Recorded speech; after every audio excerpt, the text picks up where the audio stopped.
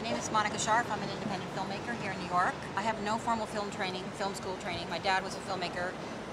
I basically was crawling around his cutting room floor finding little pieces of film that he had lost while he was cutting his various features. I have extensive experience as a commercial producer. I worked in the theater as a director, and so I've experience with both real people and with actors. So I kind of spread the spectrum of both. Basically, my role was director. I was also responsible for line producing, financing,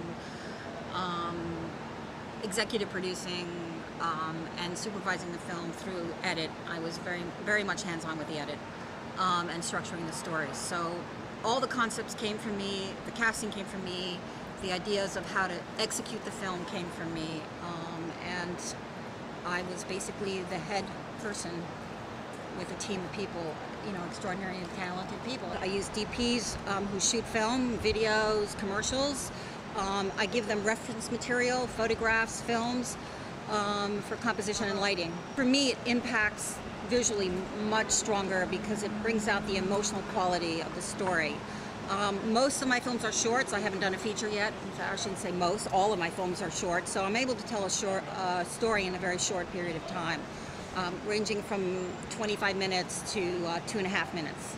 The first film you're going to see was actually my first film, PI Snaps. It was based on the life and work of a New York private eye who dealt with trademark infringement cases and worked with the FBI and Customs and CIA and all those wonderful things. I met him a year before I started shooting, and I knew the man had to be on film. This guy was an actor, and he decided he wanted to be a private eye. He smoked cigarettes, he was heavy, he looked like some seedy Pulp Fiction novella guy that you would see crawling out of the shadows. I basically structured the film around the fact that he's a storyteller, so I heated that up because that's the thing he loved to do, is tell stories.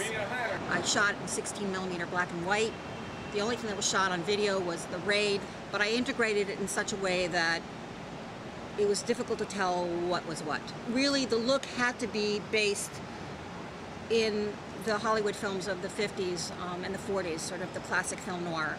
So I used photographs, Bresson's photographs, I used Ouija's photographs, I stole stuff from Godard, and I basically gave it to my camera people and said, this is the way it's going to look. All of my films are more stylized than just a point-and-shoot documentary. They're based organically in the subject, but it's all driven from what I am able to sense as a filmmaker. It's kind of like looking at a story and trying to figure out how to make that story work on film. The second film you're going to see is the 9/11 Project, a film I was commissioned to do by a Christian group. They're trying to sell God and get people to come back to church. I shot it on video because on DV, the Canon XL100. We mounted film lenses on it, and I was going for an emotional look. It was really, really warm, very close and intimate. And there were a lot of very decorative close-up shots. It's about 4 or 5 different groups of people and how they believe in God and how God is important to them and has helped them get through this horrendous experience. And because their stories are genuine and I was able to pull out the genuine nature of their pain and connection to God, it was rather convincing. Unfortunately, they didn't raise enough money to get the feature done, so you're seeing a trailer. A story is a story. It can be a script or it's a real person. Same thing, and I go about it the same way. I really treat my films as if they were feature films and not point-and-shoot documentaries.